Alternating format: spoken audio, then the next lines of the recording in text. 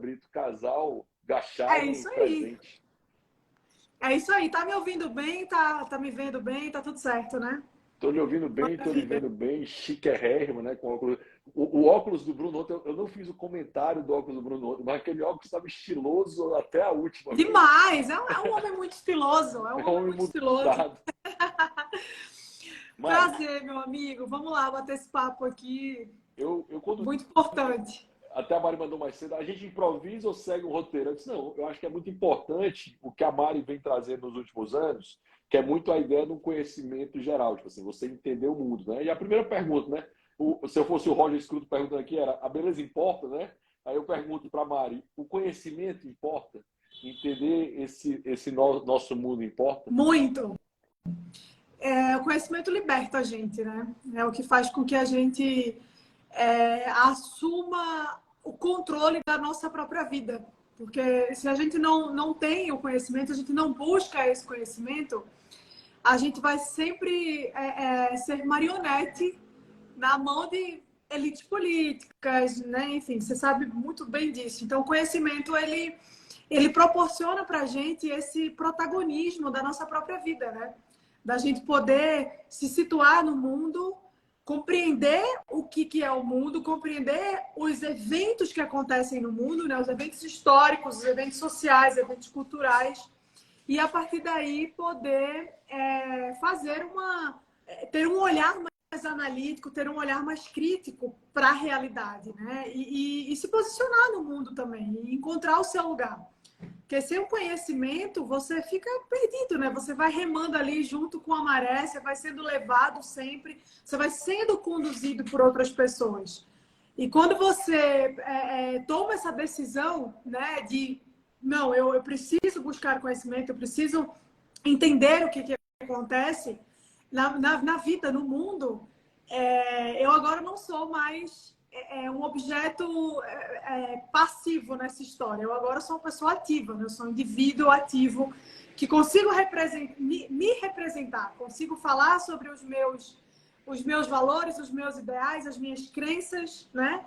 E consigo fazer isso de forma que a minha maneira de manifestar o meu conhecimento acaba por inspirar outras pessoas, por fazer com que outras pessoas também desejem essa busca.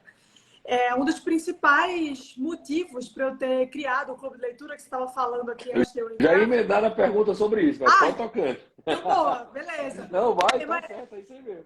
Não, então, um dos principais motivos para eu ter feito o clube, né, para eu ter criado o clube, foi justamente fazer com que um grupo de pessoas ali, né, com afinidades, né, de interesses, de valores, de princípios, se reunissem para estudar assuntos, temas que fossem comuns, né, temas que fossem de interesse comum ali, para conhecer mais a nossa história, para conhecer mais a política, para conhecer mais a cultura, para conhecer mais a religião de alguma forma, para conhecer mais o comportamento humano, por que a gente é o que é, por que a gente faz o que faz, de onde vem isso. Então, criando essa comunidade, porque o clube é uma comunidade, a gente consegue fazer com que as pessoas vão atrás, né? Com que as pessoas busquem seguir esse caminho, trilhar esse caminho. E é muito interessante ver sempre ao final do ano, né? Que é quando a gente encerra o clube, então as pessoas gostam de dar os seus depoimentos, de contar como foi a experiência de participar, né, de um projeto como esse. Cada um fala da sua maneira, né? A sua maneira. Mas todo mundo traz um ponto ali, que eu agora consigo entender as coisas que acontecem ao meu redor, né? Eu não fico mais só observando, sem ter capacidade intelectual de compreender e de poder me posicionar diante disso. E mais ainda, eu agora consigo ser um incentivo para as pessoas com quem eu convivo. Então, eu consigo ajudar os meus filhos, eu consigo ajudar o meu marido, eu consigo fiscalizar o que o meu filho aprende na escola, porque agora eu sei o que está acontecendo ali. Então, assim, você, de fato, você assume um protagonismo assim na sua vida, você toma as rédeas da situação e você não é mais só aquele sujeito que está ali indo na onda das pessoas. Você Sendo agora levado na maré, né? sendo levado. exato, pela correnteza. Você agora sabe quem você é. Você sabe quem você é, você sabe onde você está. Então, o clube, ele pode trazer isso para as pessoas, né? E ver essa transformação, porque de fato ela acontece. E é muito legal que você falou dos livros. Eu sempre escolho, né? Eu sempre monto uma lista. E você, inclusive, já me ajudou nisso, já validou muitos livros que fizeram parte do clube. Enfim, quando eu monto essa lista, quando eu faço essa escolha dos livros, você sabe bem disso, é tudo muito bem pensado, porque o meu desejo é que os livros conversem entre eles, né? E que as pessoas consigam estabelecer uma relação ali. Então, todo o cronograma que eu faço é com esse objetivo, de que as pessoas, tendo contato com cada leitura, aprendam alguma coisa nova, mas que, de alguma maneira, está conectado com aquilo que foi lido antes. E aí, no final, as pessoas param e pensam assim, pô, tudo faz sentido, eu consegui fazer uma compreensão, né, da realidade a partir dessa linha de estudo que a gente seguiu aqui, e isso transforma a minha cabeça, transforma a forma como eu enxergo as coisas, como eu enxergo o mundo, como eu me relaciono com as pessoas. E isso, de fato, não tem preço, assim, é o melhor resultado. O Gustavo está corrigindo, né? Na verdade, não foi as 6 lições, foi o Caminho da Servidão do Hayek, né? Que é até o meu autor preferido da Escola Austríaca. Ele tem razão. É porque faz uns 3 anos. Foi no primeiro clube da Mari que eu falei assim, acho que foi o segundo mês, o segundo ou terceiro mês que eu falei sobre esse livro. E é legal, né, na construção desse livro da Mari, e eu estou lembrando muito ela falando de um livro da Ayn Rand, que é Who Needs Philosophy, né? Que ela vai dizer, quem precisa de filosofia. É muito comum, principalmente no meio do direito, as pessoas dizem assim, eu não tenho ideologia. Cuidado, porque ainda que você ache que não tem, você está sendo conduzido por ela. Alguma né? ideologia. Então, entender que alguém tem um viés, né? Que alguém tem a sua idiosincrasia, toda a sua vivência, principalmente que tem viés, né? Os canários costumam dizer que não tem viés, porque isso facilita muito a vida deles. Aí tudo não, mas isso é quase como um senso comum. E eu acho legal nessa pegada que a Mari traz, ela traz isso com muito cuidado, nessa construção dessa literatura que vai ser apresentada, que é exatamente para dizer, cuidado, isso aqui é o senso comum que interessa às feministas de hoje, ou que interessa à esquerda de hoje. Esse senso comum apresentado é um senso comum que foi muito bem trabalhado, muito bem apresentado, para parecer que isso é normal, quando na realidade é toda uma ideia para você entender a realidade disso e você parar para pensar, opa, aquilo que me ensinaram não é aquilo que de fato é verdade, né? Então, uma clássica, né? O capitalismo, né? A gente viu isso nas aulas de história, né? O capitalismo gerou pobreza. Eu disse, opa, peraí, o mundo é absolutamente pobre, miserável, paupérrimo, né? O capitalismo herdou pobreza, né? O mundo se tornou muito mais rico e próspero após ele, mas assim, quantas vezes a gente ouviu isso que o de cima sobe, né? Até eu gosto da música porque chegou na cultura popular, né? Porque o de cima sobe e o de baixo desce, né? As meninas, o bom xibom, xibom. Então, assim, como isso chegou na cultura popular e simplesmente isso não é verdade, né? E isso se tornou verdade. É legal quando você traz essa obra, o livro O Caminho da Servidão é um exemplo, que ele vai demonstrar que esses regimes totalitários, comunismo, nazismo e fascismo, são irmãos siameses, né? Eles não são diferentes como se pensa. E como isso é apresentado e foi apresentado, porque você vai desde esse ponto, né, Mário, até o ponto de trazer da história do Brasil, né? A visão que você tem, a visão colocada. Então, eu queria que tu desse assim, um panorama do que é que foi visto assim, nos anos. Estamos no terceiro ou quarto ano? Quarto ano já. Quarto ano, né? Que já estamos caminhando para isso. Como passa rápido. Né? Muito rápido. Então, assim, nós já estamos caminhando para o quarto ano. Como é que isso tem acontecido e tem se posicionado nisso? Eu queria até que tu explicasse, né, quais foram os livros que tu mais gostou, quais foram os que mais impactaram as pessoas e como isso é importante, né? Porque aqui essa live é de apresentação do meu livro, né?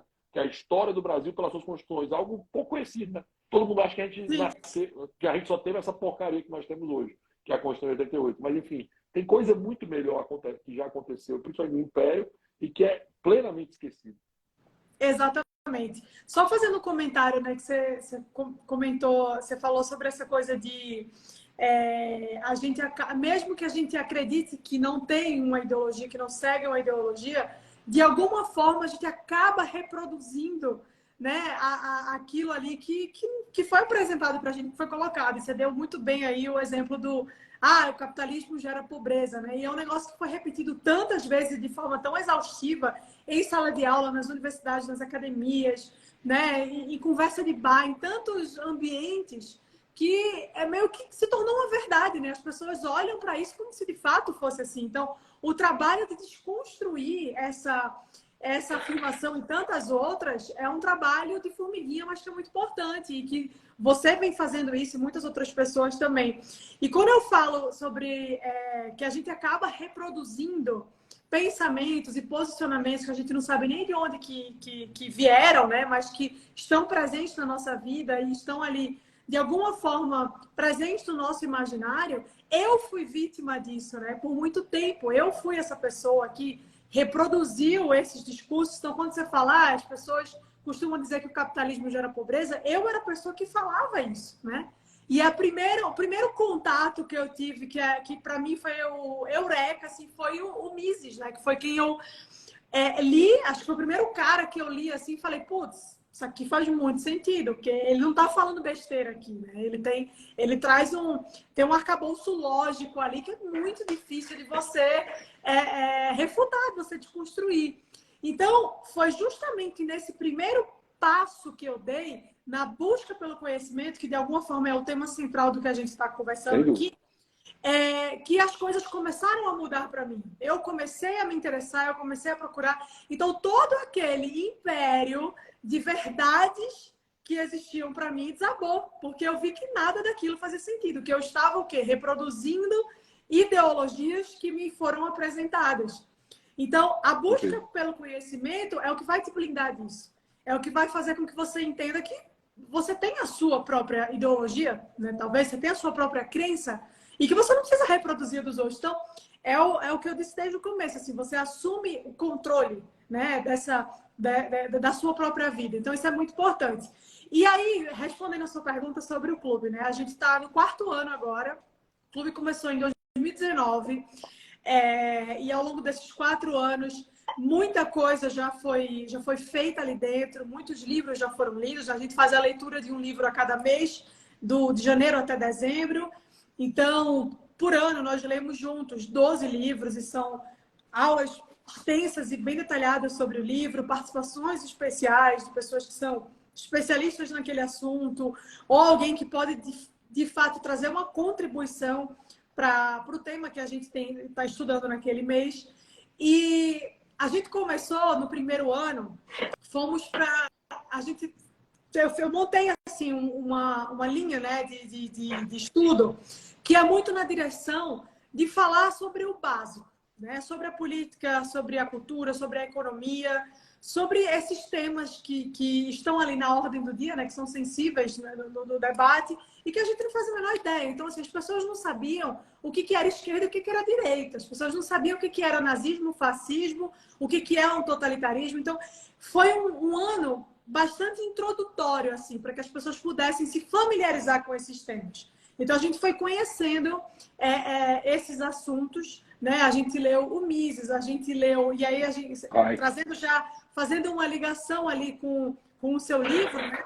A gente leu Os Construtores do Império, do João Camilo de Oliveira Torres, que é um livraço, porque vai contar a história do Brasil Império por uma perspectiva que quase ninguém conhece. Tá aí, né? A coleção toda, eu tô vendo.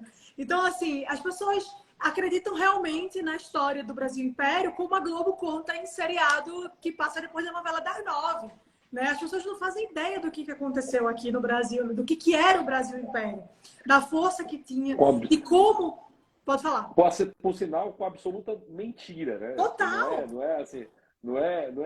E assim, ela é... Pessoal, não tenham dúvida, ela não é à toa, certo? Ela não é à toa, ela tem um foco muito bem determinado, ela tem um objetivo claro, ou seja, destruir algo que seria uma cultura maior, é destruir algo que seria beleza, é destruir algo que seria algo de alta, vou usar alta performance, vou dizer alta cultura, né? É destruir isso, né? É destruir toda a história de um cara como Dom Pedro II, é tentar destruir toda a história de um cara que veio 36 anos e fez o que fez como Dom Pedro I, é destruir a história de Dona Leopoldina, é destruir a história de Princesa Isabel, deve estudar a história de grandes mulheres que tiveram um papel fundamental como Quitéria na história do Brasil, né? Então, assim, se perde isso, né?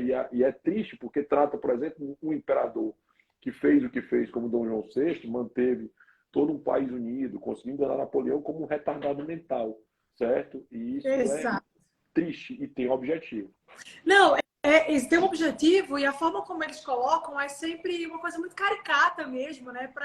Para fazer com que a gente olhe para o nosso passado como se tivesse sido um episódio trágico da nossa história, né? Um episódio ridículo, digno de você debochar e desprezar. E, na verdade, não é isso, né? E quando a gente leu Os Construtores do Império, do João Camilo de Oliveira Torres, foi, assim, uma surpresa muito grande para mim, porque, claro, eu trabalho com isso, né? Eu sou jornalista, eu sou comentarista de política, então a política sempre esteve presente na minha vida, a história também.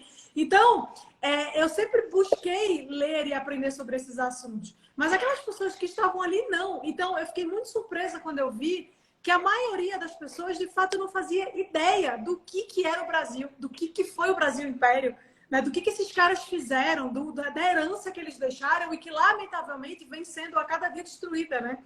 Então, quando a gente tem contato com isso, com a história como ela aconteceu, né? O que foi, o que isso representa para a gente, na importância que teve na construção do nosso país, né? E também a destruição que vem sendo muito bem trabalhada, como você colocou, as pessoas entendem que existe muito mais coisas aqui, né? E como você falou, hoje o Brasil é uma merda?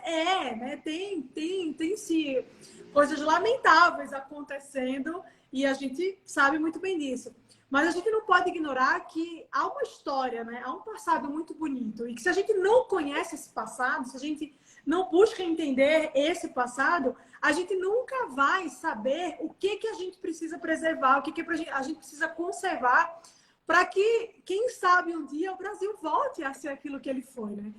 O Clube do Livro ele dá uma curadoria, né, Mari? Eu até acho muito legal essa dela curadoria, porque ele direciona, né? O que você precisa ler, o que você precisa estudar. Mas, assim, é legal ver gente lendo, né? É legal ver gente adquirindo cultura, adquirindo conhecimento. Eu até queria que tu comentasse isso, né? Porque, óbvio, né? Vai ter gente que só vai lá para ver a aula, mas tem gente que vai lá mesmo, né? Que vira alguém que começa a buscar conhecimento, né? Porque leitura, por exemplo, o meu objetivo quando eu comecei a fazer exercício físico era tornar isso um hábito. Se eu não ler antes de dormir, para mim a leitura de dormir é como se eu não escovasse o dente. Assim, isso me dá um desespero, assim, tipo assim, não dá, é como se tivesse algo incomodando, nem que seja uma página. Você vai viver um Kindle, hoje o Kindle facilita muito isso, principalmente para minha esposa que está dormindo do lado, que a luz é mais agradável, você não precisa estar com a luz ligada no quarto, não tem abajur, isso facilita muito. Em geral, às vezes eu tenho o Kindle e tenho o livro físico, né? Eu ainda tenho essa característica, né? Porque quando é a lógica do cinema, né? Quando eu posso estar no cinema, eu vou estar vendo o cinema. Quando eu posso estar lendo o livro físico, eu estarei lendo o livro físico. Então, essa é a minha perspectiva. E é muito legal, Mari, e você deve ter visto isso, gente que começou a tornar isso de fato hábito, a leitura. Não só a recepção do conhecimento, mas porque assim, a aula é uma coisa, né? Mas se você não estuda, a aula é metade do conhecimento, né? Vai ter vários estudos que vão dizer que a fixação daquele tema ele envolve estudar, né? Ou seja, você recebe a aula, você quer o livro e lê o livro, né? Senão perde a graça até, né? Eu acho legal, porque deve ter gente que só recepciona a aula, mas com certeza tem gente que passou a ser um produtor de conhecimento e um hábito que passou a ser cultivado a partir disso. E até um comentário, né? Um dos livros que eu mais achei fantástico da meninada ler, e eu li todos eles, à época, foi o Harry Potter. Porque você começava a ver uma turma dos seus 13, 14, 15 anos lendo livro. Você você é mais nova que eu, deve ter pegado exatamente essa geração. Eu já tinha meus 20 e tantos, né? 20 e poucos ou tantos. Você tinha ali seus 13, 14, 15 anos. E você tinha essa meninada começando a ler livros. Isso para mim, o pessoal diz, mas é Harry Potter. Que bom que é Harry Potter. Que bom que é Harry Potter, melhor do que Crepúsculo, né?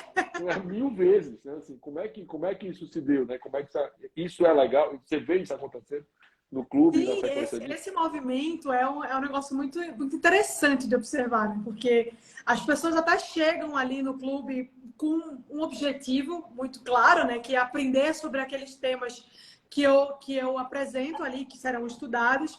Mas a partir do momento que elas entram e que elas se comprometem com aquilo, e olha que engraçado, Rodrigo, assim, de fato tem muita gente, eu não sei dizer quantas, né? Mas tem muita gente, muitas pessoas que entram no clube que sequer acessam o conteúdo, nem as aulas, nem os livros, nem nada.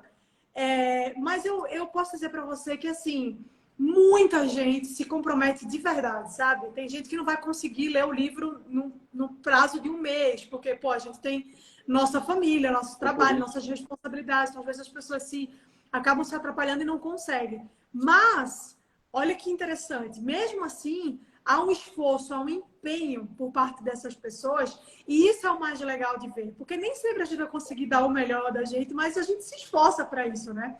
E ver esse movimento, ver as pessoas fazendo daquilo ali um hábito e uma coisa prazerosa, além de tudo, né? Porque a leitura pode ser também um momento, né, um objeto de estudo, mas pode ser também uma coisa prazerosa. Então, isso fez, né, essa potencialidade que o clube tem de fazer com que as pessoas criem, de fato, o hábito da leitura, é muito legal, porque eu sei que essa é uma semente que vai ser plantada ali no coração daquelas pessoas e que vai ser cultivada para o resto da vida. E que elas vão passar aquilo para as próximas gerações. Elas vão ser leitoras ativas, e elas vão passar para os filhos o exemplo do hábito da leitura, e os filhos também vão passar aquilo ali para frente. E olha só, a gente transformou, de certa forma, o nosso ambiente, né? Porque passou a fazer aquilo ali, passou a fazer daquilo ali um hábito. Então, é o que você falou, muita gente pergunta isso para mim, eu acho super engraçado. Ai, como é que eu crio o hábito da leitura? Ué, lendo, né? O que é um hábito? O hábito é uma atividade que você repete, né? A repetição de um exercício. Senta então, na cadeirinha, senta, é o passo a passo, né? Senta a bunda na cadeira, abre o livro e lê. São 3 passos, é rapidinho, fácil. E não precisa ler 10, 50 páginas. Não. Lê uma, lê duas. Uma, assim, exato.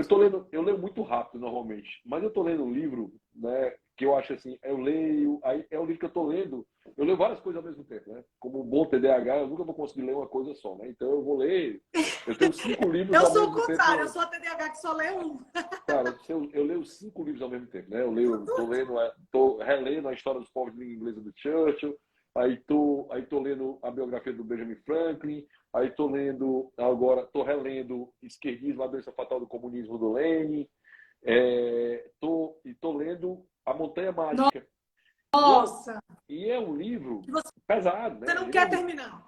Ele é um livro pesado, né? Ele é um livro lento, né? Tipo assim, ele demora 100 páginas em um dia, né? Tipo assim, e o objetivo do livro é você sentir esse dia acontecendo sem terminar, né? Porque ele quer demonstrar, por exemplo, ele quer demonstrar no livro que o tempo é algo relativo. E essa é a sensação, tipo assim, aquilo que percebe para uma pessoa 6 meses pode parecer anos para outra, aquilo que percebe um ano pode parecer meses para outra. Então, ele quer demonstrar isso. E aí o livro ele passa momento em momento, narrando cada detalhe do dia, mesmo a soneca que é dada na varanda, e isso aí o autor quer que você sinta isso, né? E é legal que você sente isso, né? Isso é o mais formidável do livro. Então, ele exige um tempo, né? Quando eu li 100 anos de solidão lá atrás, também foi um livro que disse, vamos sentir 100 anos de solidão do Gabriel Garcia Marques, né? Como é que pega isso? E é legal ver essa caminhada e esse adquirir, porque assim, nem todo mundo vai estar pronto. Eu sempre brinco quando eu falo sobre hábito, eu falo, é parecido com sushi, né? O pessoal olha para mim assim, como assim é parecido com sushi? Você não começa comendo sushi no sashimi. Você come o Vai ser frito, desagradável né? O falar. carioca. Você come frito, exatamente. Você come lá o hotzinho lá, até para o seu paladar começar a se acostumar com isso. É por isso que o Harry Potter é tão gostoso de começar a ler, né? É tão interessante. Apesar de ser, para mim, uma literatura muito boa, né? Só para ser claro, eu acho ela uma grande atriz, uma grande autora, a J.K. Rowling, né? Muito inspirada em Tolkien, né? Em C.S. Lewis, né? Muito inspirada, por sinal, em Jesus, né? Muito inspirada em amizade, responsabilidade, e mesmo salvação. Isso é muito legal. Isso tem muita referência no Harry Potter a isso, até porque tem muita referência a Nárnia, a Ascoli Nárnia e ao Senhor dos Anéis. E é legal ver isso acontecendo. mas é como você começa. Tipo assim, não se apegue, é como tomar um bom vinho, né? Você não começa tomando um vinho seco, né? Você começa com vinho doce, você tem um aprendizado para isso. Curta o aprendizado, né? Curta o seu tempo para entender isso, né? Eu acho legal a tua fala, Mário, porque tu disse, tem gente que tem um monte de compromisso e não consegue fazer isso, certo? E tem livros que merecem, né? Esse tempo a mais. Eu acho que é legal ver isso acontecendo. Você deve perceber isso, já que você trabalha, né? Seu dia a dia é hoje ver isso.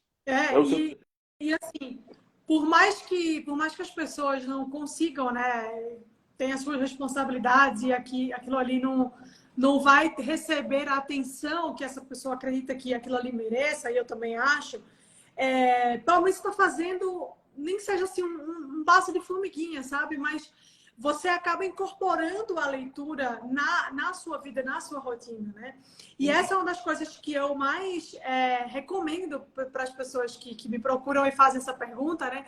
E como é que eu faço para ler? Porque assim, eu esqueço de ler. Então, você vai preencher as lacunas da sua vida, do seu dia, com a leitura. Então, por exemplo, eu sei que eu vou precisar pegar um Uber agora, vou para Alphaville para participar de um podcast. Eu vou ficar 40, 50 minutos dentro do Uber. Vou fazer o quê? Né?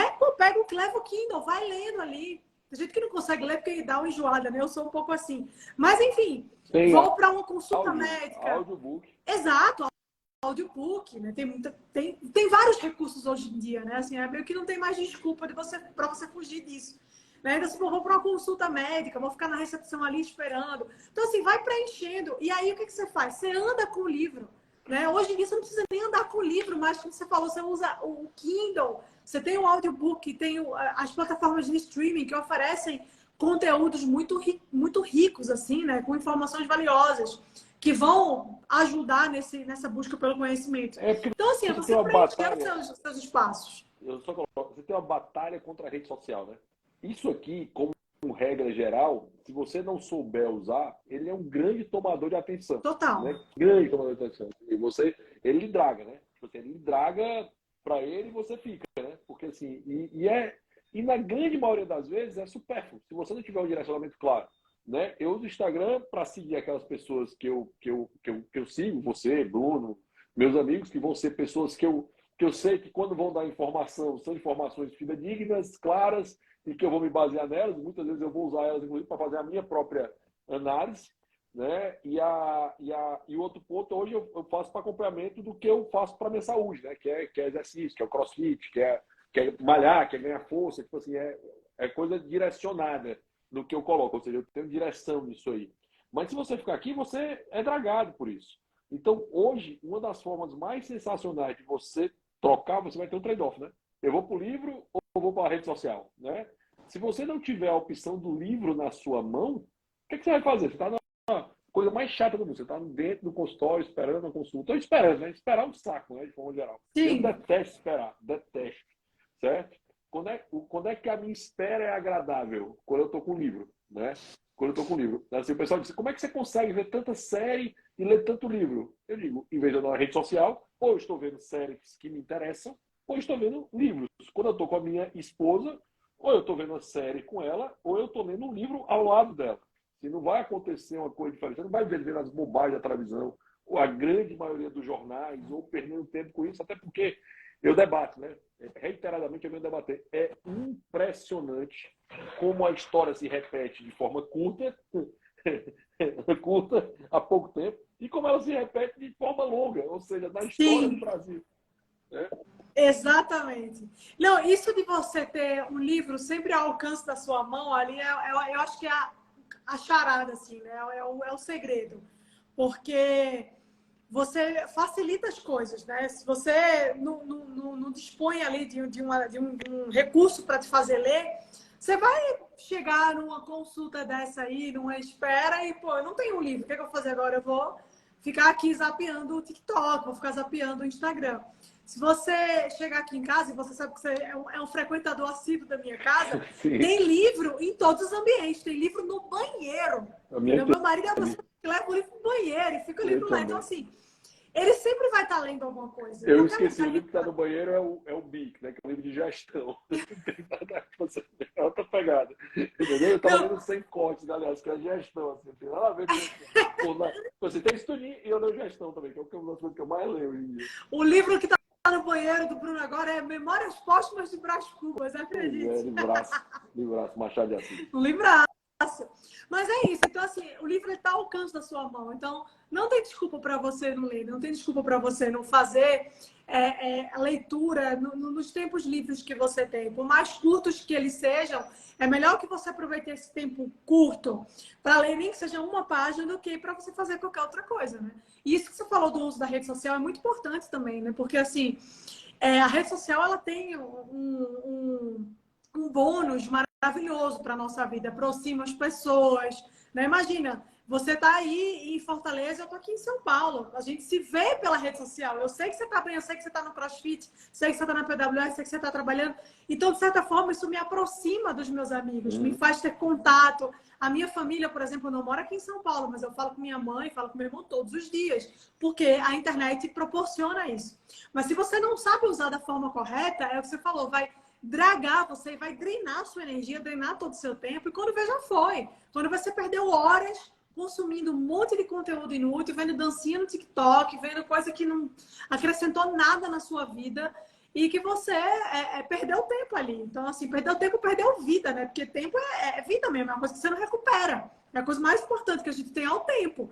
Então, assim, saber aproveitar, né, a rede social, porque hoje, graças a Deus, existem muitas pessoas aqui no Instagram e também em algumas outras redes sociais, mas aqui, principalmente, aqui é um foco, né, disso, de gente produzindo conteúdo, gente fazendo conteúdo bom sobre as mais diversas áreas da vida, né? Você fala muito sobre política, fala muito sobre direito, eu falo sobre feminismo, eu falo sobre a vida, eu falo sobre casamento, o Bruno fala sobre conservadorismo, fulano fala sobre não sei o quê. Então, assim, cada um está aqui trazendo o seu conhecimento e dividindo com milhares de pessoas, né? Centenas de milhares de pessoas. Então, saber aproveitar isso também. A rede social é maravilhosa. Não que você não tenha que ter um tempo de descontração na sua vida, claro, mas é saber dosar um pouco disso, porque senão fica só descontração e você não aprende absolutamente nada. Então, quando você vê, já foi, já ficaram horas ali do seu tempo jogados no lixo.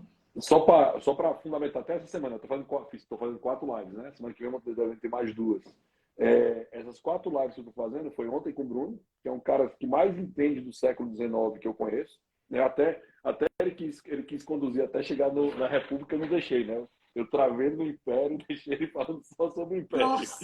Né? Porque ele falou de 3 momentos, né? Que o Brasil antes da secessão, o Brasil depois da secessão e a República, né? Só que aí eu não deixei ele entrar na República, porque assim, tem tão pouca gente falando sobre essa fase, é uma fase que eu gosto tanto de discutir com ele, você sabe disso. Né? A gente vai sempre tentando aprofundar, ele vai estudando de lá, eu vou estudando de cá, a gente vai trocando ideia em cima disso. Hoje, com você, falando sobre a perspectiva da literatura e da importância disso, amanhã eu vou falar com o Thomas Juliano, que vai trazer muito essa perspectiva da República, que ele entende pra caramba disso, da história do Brasil, né, desse fundamento. E na quinta eu vou falar sobre o Hélio Beltrão no viés econômico, né? Assim, ou seja, intervencionismo, né? Como isso se coloca no Brasil, como isso dificulta a vida de todos nós, como as constituições, tem 8 constituições, é uma maluquice. Né? Que é o cara, eu brinco com o Hélio, né? Que eu falo que o Hélio é o jurista que eu mais gosto de debater, né? Porque é o cara apesar de não ser advogado, que mais entendem disso. É verdade. Do que eu conheço direito, fala muito de bobagem e se perde. Ele acerta bem mais. E até eu queria trazer, Mari, até virar o tema que você falou do feminismo, eu queria trazer isso. O pessoal fala muito, né, que nós não tivemos mulheres representando com sua força, né, que não era permitido, que as mulheres estavam lá colocadas num papel completamente secundário. E esquecem de dizer que as 2 primeiras chefes de Estado do Brasil, a primeira chefe de Estado do Brasil não foi a Dilma, né? Incrivelmente, né? Certo? A primeira chefe de Estado do Brasil, inclusive, quem dá o decreto, quem assina, quem toma, inclusive, diversas decisões, foi a esposa de Dom Pedro I, como regente, Dona Leopoldina, assumindo como chefe de Estado, e Isabel, por 5 vezes, assumiu como chefe de Estado durante o Segundo Império, no lugar do pai dela. Por que essas mulheres espetaculares, né, que tiveram posições absolutamente dominantes, lideraram o país, por que elas não são consideradas por essas feministas? Só para te entender aí, Mari, você que tem um curso espetacular, né, sobre, né, desvendando o feminismo, o DOF, que é muito legal, né? Explica pra gente aí por que que essa onda feminista não gosta dela. Porque talvez um dia tenham gostado, né? É até legal explicar isso, né? Talvez um dia tenham gostado e hoje não Não, gostam mais. não, nunca deram o O merecido papel. valor para essas mulheres, né? Não só essas, mas muitas outras, né? Na história do Brasil e na história do mundo também. E o motivo é muito simples, né? Porque elas não rezavam a cartilha.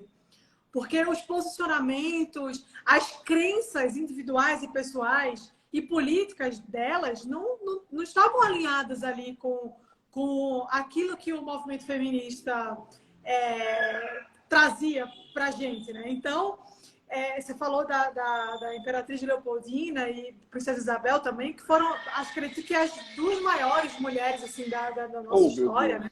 A Pequenininha Martina começou está a chorar. aqui protagonizando um Boa. gritinho ali ao fundo. Então, mulheres importantíssimas, né, que tiveram um papel fundamental na independência do Brasil, no dia do fico ali, né, a Princesa Isabel, que foi a pessoa que assinou a Lei Áurea. Vem cá, meu amor. Então, assim, são mulheres que deram uma contribuição para a história do nosso país absurda, né? Que marcaram de fato, mas que não são valorizadas. Você vê, por exemplo, a Princesa Isabel, ela era uma mulher muito católica, muito devota de Nossa Senhora Aparecida, inclusive. Olha quem veio dar um oi, pessoal. Quem veio dar um oi? Oi. Olha o tio Oi, minha Rodrigo, princesa. minha. Oi, sorriso lindo. Vou já dormir, né, tio? Rodrigo, Oh, meu Deus do tá vendo você céu. tá na Beijo. TV? Quanto cabelo, meu Deus. Quanto cabelo. Eu não vi esse cabelo Aponta, todo, não. dedinho. Você tá na TV? Diga tchau, tio. Princesa linda. Viu? Tá... Olha que Fala pra sorriso tchau. lindo. Eu vou morder você. Vou morder. Coisa fofa. Tchau, meu amor. Vai Não, com é o papai. engraçado. Só uma curiosidade aqui pra live, né? Eu vou na casa da Mariana do Bruno várias vezes, né? A Martina sempre chora, isso aqui, eu acho que a barra arranha. Aí a minha mulher vai, aí a Martina beija, abraça, sorri É, só. é um Né? chamego Muito, com a tia Lóia. É um chamego muito com a tia Lóia, errado né, isso. filha? Muito errado isso, né? Assim, porque eu vou várias vezes, não, aí encostou na Tá nem barra, aí. arranhou, a Heloísa vai, é um cheiro danado, um beijo danado. Não vai, Claro, não. tia Lóia é tia Lóia. Tia Olha Lóia ela é aqui. uma sumidade aqui. Mas aí, voltando, né? Então, esse é o ponto. Princesa Isabel, uma mulher muito católica, devota de Nossa Senhora Aparecida, foi quem doou a coroa, né, que Nossa Senhora Aparecida usa, que está lá no santuário até hoje, o manto também. Então, assim, são mulheres que, apesar da contribuição que elas deram para a história do nosso país e que estiveram ali muito ativas, né, que conduziram as coisas, elas não eram simplesmente esposas de fulano, elas não eram simplesmente figuras passivas, não, elas eram figuras ativas, né? Elas contribuíram para que o império foi o que Para que a fosse. Mas elas. história andasse, né? Pode falar. Eles contribuíram para que a história andasse, né? Para que a história de fato acontecesse, Exato, né? exato, exato. Não existiria Brasil, não existiria o que a gente conhece hoje, esse lugar que a gente vive hoje, se não fosse também por essas mulheres, né? Mas elas não têm valor para o movimento feminista, porque não rezam a cartilha, porque não estavam ali defendendo posições com as quais elas simpatizam, né? Defendendo crenças e valores que fazem parte dessa agenda progressista feminista, né? Que o feminismo é um braço da revolução. Isso é um fato. O feminismo é um braço do progressismo, do socialismo da esquerda. Então, quando você olha para essas mulheres, o feminismo enxerga essas mulheres como pessoas que representam tudo aquilo que elas repudiam, né? Então, a família real, é o império, né? O símbolo, né? O símbolo, né? A tradição, a permanência daqueles valores, né? A conservação daqueles princípios, daqueles valores que ergueram o nosso país, que ergueram a nossa história. Então, essas pessoas veem isso como um sistema opressor que deve ser combatido. E essas mulheres fazem parte disso. Então, nunca existiu e nunca vai existir uma valorização do que essas mulheres fizeram, né? Então, muito pelo contrário, aliás, né? Quando chega em datas comemorativas ali, fazem uma verdadeira, linda e maravilhosa homenagem a mulheres que não só não tiveram relevância nenhuma para a nossa história, como trouxeram questões ali que são imorais, né? Você vai homenagear Simone de Beauvoir, vai homenagear Frida Kahlo, que não tem relevância nenhuma, não deu contribuição nenhuma para a história da humanidade, né? Você não vai olhar para essas mulheres. Pô, você tem uma mulher que foi responsável, né, por libertar os escravos aqui no Brasil, uma mulher que pôs fim no negócio. E foi ela, né? Mas essa mulher ela não é vista como alguém que mereça, né, essa admiração, esse respeito, porque ela está inserida, teoricamente, né, a partir dessa perspectiva feminista, num sistema ali que deve ser combatido. Né? Num sistema patriarcal, no império, né? Nesse modelo que elas entendem como opressor, né? E que deve sim ser destruído sem nenhum pudor, né? Sem nenhum receio de com isso jogar fora a nossa própria história, né? Então, ou seja, o principal motivo é esse, elas que não reza uma cartilha. Elas são tratadas como inimigas, né? E não como são tratadas como inimigas a serem seguidas. Porque se colocarem como exemplo a serem seguidas, elas não seriam, as pessoas não seriam feministas, né? Exatamente. É engraçado isso. Se eu coloco Isabel ou se eu coloco Leopoldina como exemplo, por que eu seria feminista se essas pessoas são contraponto a isso, né? Que é uma coisa interessante, né, Mário? Porque assim, não é ter um quê de direito a voto, ou ter o direito a estudar, o direito a participar de eleições, o direito a estar nisso. Eu acho que tudo isso, ok, né? Faz parte da evolução da humanidade, né? Se deve muito ao capitalismo, para deixar claro, para quem não sabe disso, né?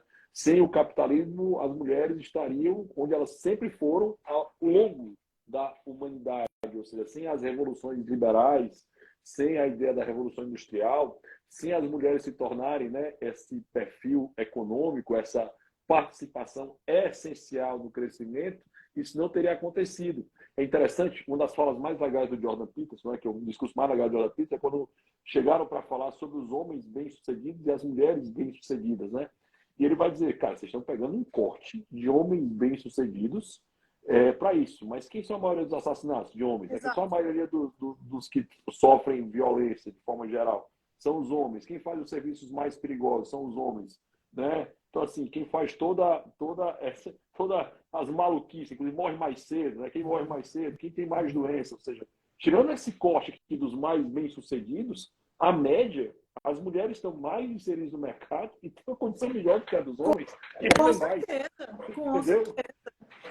Se existe um patriarcado, né? Se existe uma predominância masculina, a gente precisa olhar para essa predominância como um todo, e não isolando aquilo ali, né? Você não vai, os homens, eles são maioria, né? Então, mas são maioria em quê? Né? Mas você tá olhando...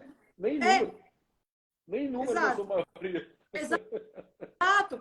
E se você está olhando, por exemplo, mas os homens são com cargo de CEO nas empresas, a maioria é de homem, beleza. Mas eu nunca vi uma mulher gari. Eu nunca vi, eu sei que tem, mas eu nunca vi. Eu nunca vi uma mulher escavando poço, fossa, né, arriscando a própria vida em funções completamente insalubres. Eu nunca vi mulher fazer isso. Né? Então, assim, se a gente olhar para a predominância, tem que olhar por todos os lados. Deve ter mulher pedreira, mas eu nunca vi também, não. Eu nunca vi. Deve ter, mas eu nunca vi. Né? Então, assim, porque no meu curso eu toco nesse assunto, mas é um assunto muito delicado, mas que as pessoas se recusam a parar para pensar nisso. A grande verdade, Rodrigo, se você for analisar a história da mulher na humanidade, você vai perceber o seguinte: a mulher nunca foi o sexo oprimido, né? A mulher sempre foi o sexo privilegiado.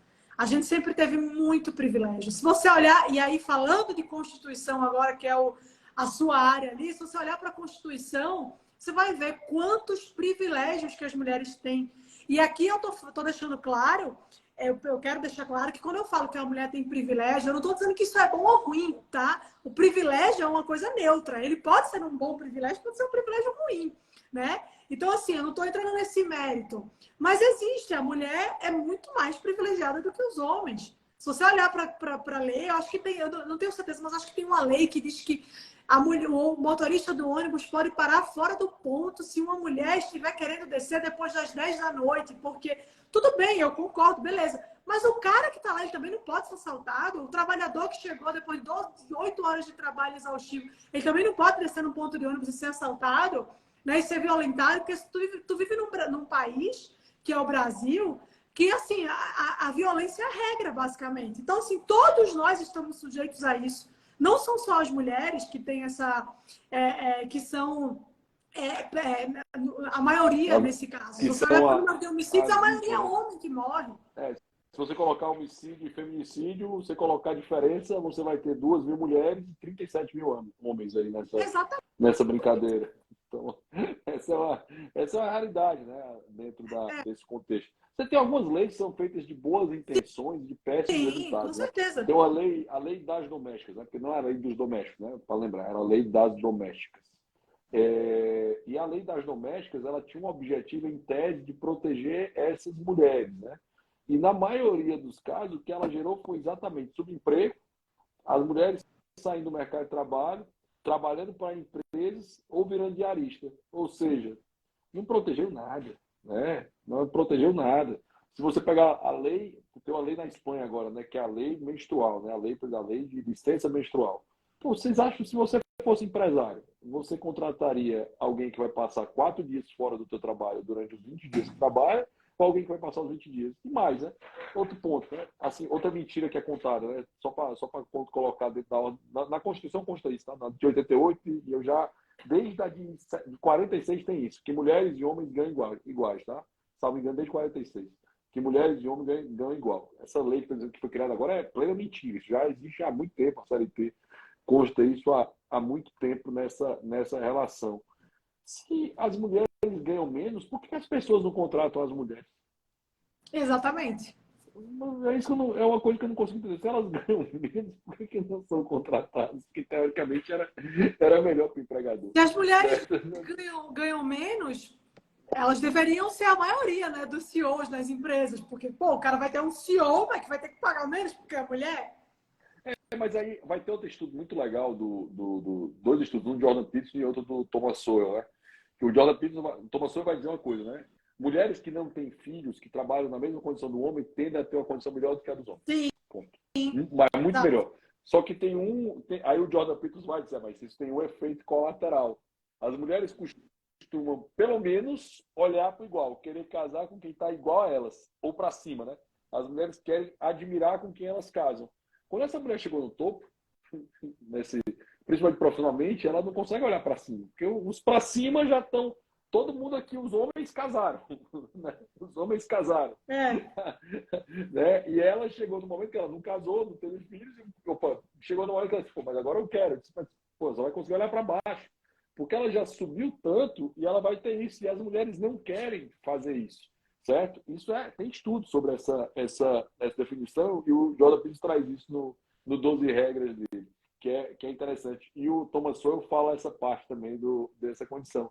E é para demonstrar que, assim, não é mulher ou homem, né? O que quer dizer, assim, cuidado para não pegar cortes, né, dentro da estatística e fazer esse corte para encaixar o teu discurso, né? Cuidado com isso, né, Mari? Que é o que você falou lá no começo. Se você não entende a lógica de aquilo que está se apresentando, e quem está falando, e qual viés que ele está dando, e você só vai entender isso se você tiver estudado, né, você vai acabar sendo conduzido pela maré. Eu acho que esse é o mote, né, central do clube, da ideia para isso. E eu quero até perguntar, como é que a gente combate, Mari, esse identitarismo, né? Essa coisa toda, esse woke aí, né, tão forte hoje, essa pegada nas empresas, com a ESG, essa coisa do environment social, né? Eu até deixo o governança de lado, que eu gosto muito, mas como é que combate essa ideia toda e esses absurdos, né? Como é que tu vê essa vislumbre combate a isso? Rodrigo, eu acho que a única forma, assim, efetiva mesmo de lutar contra isso é cada indivíduo assumindo para si a responsabilidade de buscar o conhecimento, de se informar sobre as coisas e passar isso adiante. né? Tanto no clube quanto no meu curso sobre feminismo, eu firmo um compromisso com todos os meus alunos.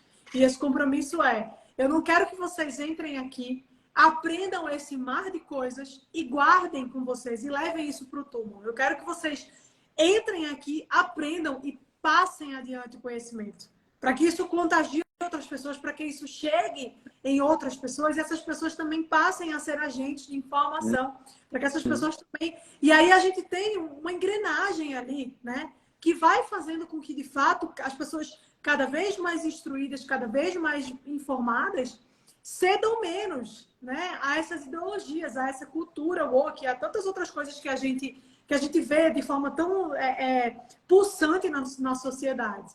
Então é isso, é assumindo essa responsabilidade, esse compromisso, né, de você ser o cara ali que vai disseminar mesmo informação. E o principal, né, é trabalhando para estruturar, para fortalecer os seus valores, os seus princípios, o seu espírito mesmo, para que você seja uma pessoa blindada disso. E dessa forma você consegue, mais uma vez o que eu falei também, você consegue incentivar outras pessoas a buscarem o mesmo que você, né? Então, assim, a gente sempre vai ter divergência de opiniões, óbvio, né? Eu e você, por mais afinidades que a gente tenha, em alguma coisa a gente vai discordar, Claro. eu e outra pessoa também. Por quê? Porque a vida é isso, né? Assim, essas divergências, elas fazem parte, elas são naturais, elas são esperadas. Imagina, se todo mundo pensasse igual, a gente não era ser humano, a gente era robô, né? Então, não faz o menor sentido. Agora, é muito importante que cada um, né, assuma o seu papel ali, a sua responsabilidade, sabendo que, mesmo que a gente tenha nossas diferenças, a gente tem uma base de valor ali que é comum, né? A gente tem semelhanças ali que são profundas, né? Vontades, desejos, interesses que são muito mais profundos, que movem a gente a fazer o trabalho que a gente faz, né? Que direciona a gente para o caminho que a gente entende ser o caminho certo. E quando você faz isso, você leva outras pessoas junto com você, né? Eu sempre digo assim, o influenciador não é aquele cara que tem 1 milhão de seguidores. Todo mundo influencia alguém de alguma forma, direto ou indiretamente. Então, se você sabe disso, se você tem essa consciência de que você também é um influenciador, nem que seja ali no seu ambiente de 3, 4, 5 pessoas, seja um influenciador de coisas boas, né? Seja um influenciador que vai incentivar as pessoas a procurar crescer intelectualmente, que vão procurar crescer, se fortalecer espiritualmente, que vão buscar ser alguém melhor mesmo. Eu acho que é isso. Eu acho que essa é a forma mais eficiente de lidar com isso, né? E, mais uma vez, assumir as rédeas ali da situação para que você não seja levado junto com a correnteza. A única forma de combater é assim. Estamos caminhando por fim, Mari, e colocar, né, porque a ideia é ficar mais ou menos 1 hora aí para a turma conseguir ver depois, né? Vai ficar salva para quem está acompanhando a gente, vai ficar essas 4 lives, as mais 2 que eu vou fazer semana que vem ficarão salvas. Aí alguém fala, né? A Mari tem que ir para a política. Eu disse, pessoal, há várias maneiras de alguém impactar alguém. A mais importante delas é a guerra cultural. Política é o último empurrão, tá? É a última fase, é o último momento. Não que não seja importante, e é muito, certo? É muito importante ter essa primeira barreira de defesa também contra ataques socialistas, contra intervenção para isso. Eu até queria, Mari, para finalizar, que tu comentasse para mim um pouco quais são os... Eu vi um livro sobre a Guerra do Ocidente que eu não li ainda, né? Que a turma pareceu ter curtido muito esse livro que você colocou no clube. Eu queria que tu comentasse sobre ele e eu queria que tu comentasse qual é o livro atual, né, que vocês estão lendo para isso. Eu não sei se você pode falar o próximo, certo? Mas se você quiser comentar esses dois agora, esse que foi que eu acho que assim, teve muita repercussão na rede. Eu vi muita foto do livro e tudo. Eu acho que é legal falar sobre isso. A Guerra contra o Ocidente é um livro que já tem um título autoexplicativo, né? E o que ele vai falar nesse livro? Ele vai dizer que existe uma guerra em curso que não é uma guerra feita com armas, não é uma guerra feita com bomba nuclear, não é uma guerra feita dessa forma, não é uma guerra feita com esse poder bélico. Mas é uma guerra tão destrutiva ou mais destrutiva quanto. Porque é uma guerra de ideias, é uma guerra cultural, que você falou, né? Então, assim, a gente precisa primeiro entender que essa guerra existe, entender de que maneira ela é feita, por quem ela é feita, né? Qual o objetivo dessa guerra, né? Por isso que é a guerra contra o Ocidente, porque quando a gente fala Ocidente, eu estou falando de uma questão geográfica, a gente está falando de valores, de pilares que fizeram com que a gente chegasse até aqui, né? Que sustentam a gente. É uma guerra contra esses valores, é uma guerra contra esses pilares. Então você entende a que essa guerra se propõe e o mais importante, sabendo de tudo isso, você poder ter meios de ação para lutar, para estar na trincheira nessa guerra, para defender aquilo que realmente é importante. Então, esse livro é um livro muito bom, é um livro, deixo aqui, inclusive, como sugestão para vocês, né? É um livro interessante, é um livro bem legal de ler, tem uma narrativa bem envolvente, e vale a pena, né? Entender como é que as coisas funcionam, entender que tudo isso que a gente está vivendo hoje, que a gente está vendo acontecer hoje, existe por uma razão, né? Tem um propósito. E aí a gente precisa conhecer esse propósito para saber em que lugar que a gente se encaixa. Perfeito. Então, deixa aí a sugestão da Guerra contra o Ocidente. Vocês estão vendo o link que a gente está fazendo desde o começo, né, pessoal? Tipo assim, a ideia da Guerra contra o Ocidente, ele perpassou toda essa nossa live. Ou seja, Sim. A gente está falando exatamente disso. Por que eu escrevi um livro? Por que a Mari faz o curso dela? Por que ele traz isso? Exatamente para entender que há uma perspectiva, há uma visão, é um viés ali para vocês terem fontes primárias colocadas, né, tanto no que a Mari falou, no livro que eu escrevi, né, tudo aquilo que aconteceu de fato para entender isso aí. Então, assim, só para vocês entenderem o contexto dessa live, que é exatamente isso. Se eu fosse chamar essa live de guerra cultural, eu acho que não teria sido mais claro, né, para dizer. Existe uma batalha, e quando alguém falou aqui da política, a batalha que está por trás da política, ela é exatamente essa. Porque quando as ideias elas chegam no necessário, no popular, a política avança. A política ela vai avançar porque políticos, o Milton Friedman falava isso, né?